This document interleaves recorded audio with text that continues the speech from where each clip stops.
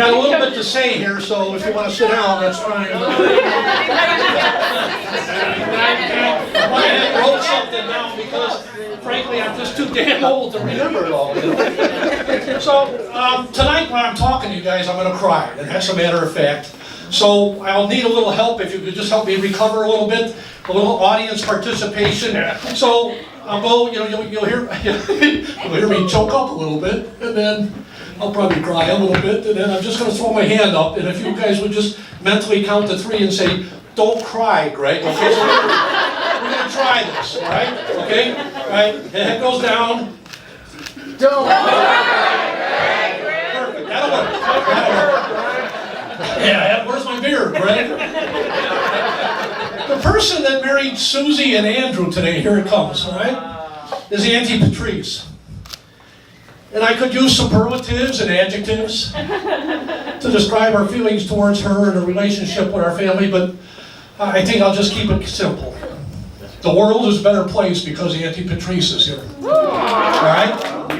And when she goes to heaven, and I don't have a timeline in this theory, so I don't have the inside scoop on this one, yeah. But when she goes to heaven, and they say heaven is perfect, well, heaven's going to get a little bit more perfect. All right? So,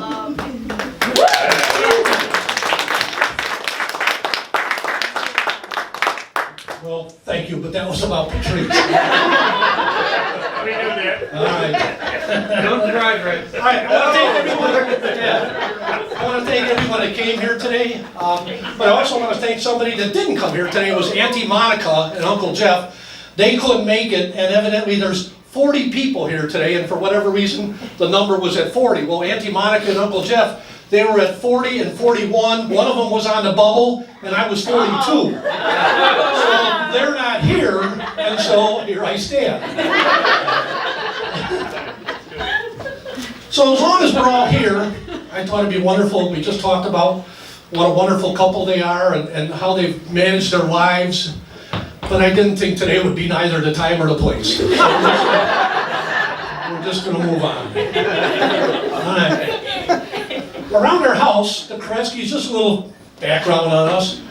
Around our house, we played the favorite game. And the favorite game is Molly would do something for me and she'd say, "So I'm your favorite daughter now, right, Dad?" And Susie would say, "How about that, Dad? I'm your favorite." And Annette wouldn't play because simply she's just flat out smarter than us, you know? So she wouldn't play that game. So yesterday, I had an epiphany. I only had one son-in-law yesterday. Today I got 2.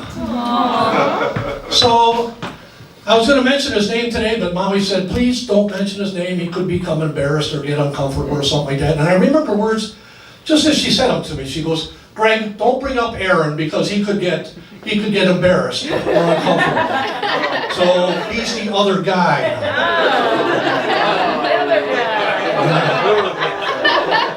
But today, his status changes from the only uncontested son-in-law.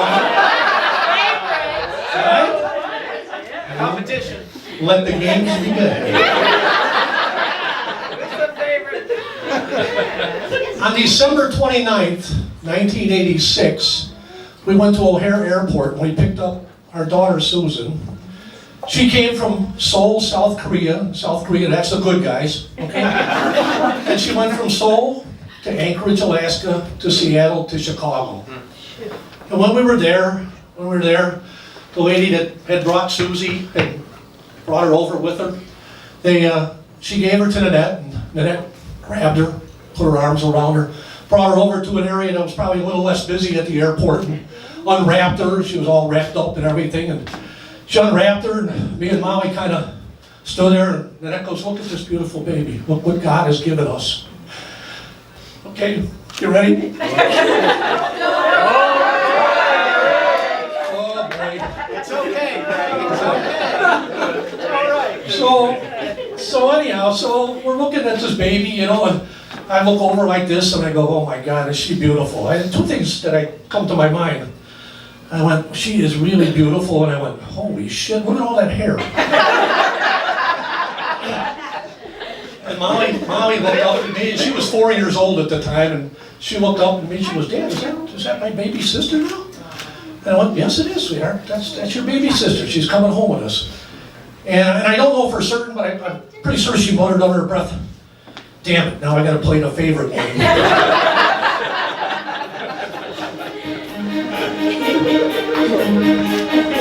No, we're not gonna do this.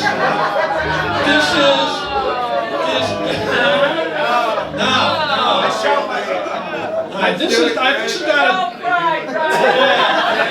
Now you're gonna make me cry. Look, I'm the father of the bride, for Christ's sake, Yeah, I got a little time here, and according to the list, I'm the 40th most important person here. Thank you. Please. All right. So to sum it up, I got to read this one because it goes pretty fast. We got Susie at the airport, took her home, did our best to raise her. She went to grade school, high school, left for college, stalled the car. You can ask her about that. Stalled the car. You know about that, don't you? Yeah.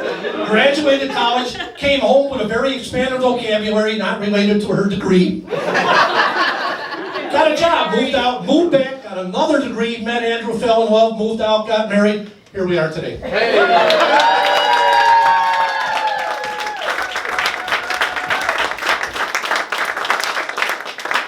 Over the years, I've watched my daughters, and I've watched their friends. One more time. See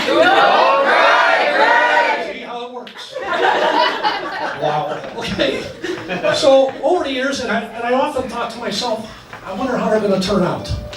And I've watched them grow, and I've watched what they did, and despite how is life going to treat them, despite all the trials and challenges, how will they prevail? Well, I think I got an answer to one of those questions today.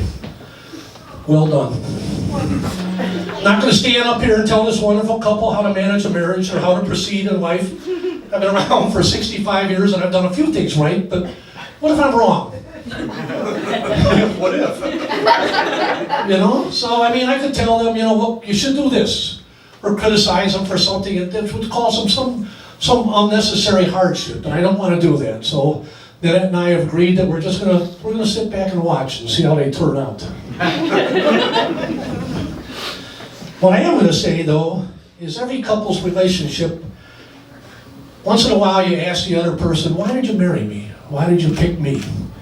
And I asked Nanette that very same question after a while being with him. She goes, and I thought it was going to be like, it's just your rug of good looks, Greg. It's this with hair. But no, she mentioned, and I said, what about, maybe it's this that used to be up here, but is providing shade for what's down there. But no, it wasn't that. She says, this is for humanity. She goes, I just can't let someone like you walk around North America unsupervised.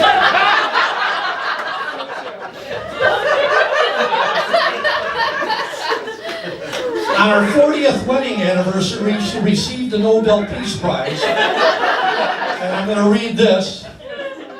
The inscription said, to Gregg Kuretski, for her selfless contribution to mankind, but now is time for you to rest, as it appears your work is done. Because science and the internet have determined you just can't fix stupid. It sits on her nightstand as a reminder that her work is complete. This is it. What I was trying to say before is that, before the whole war thing come up from one of my favorite daughters, said I should bring that up. Every once in a while somebody says to the other, their mate or their friend or whatever, I love you. And they say, I love you back, and that really should be an automatic thing. Or when you do it, when you say I love you back, think of what made you say that. I love you back. I love you the way you put the seat down. I love you the way you open up the car door for me. I love the way when you sit in bed with me, lay in bed with me, and you run your hand down my side, you touch my shoulder, run it down my side, thinking that better things are coming, and then you stop because you found the remote.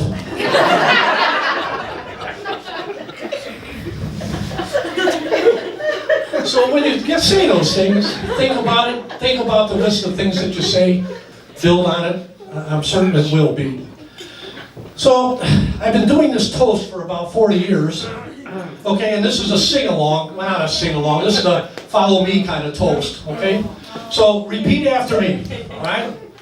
Friends may come and friends may go. Friends may come and friends may go. And friends may peter out, you know. And friends may peter out, you know. But we'll be friends through thick or thin. But we'll be friends through thick or thin. Peter out or peter in. Peter out or peter in.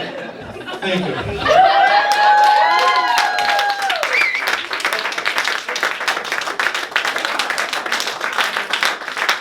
I'll tell you what, I've seen some toasts in my day.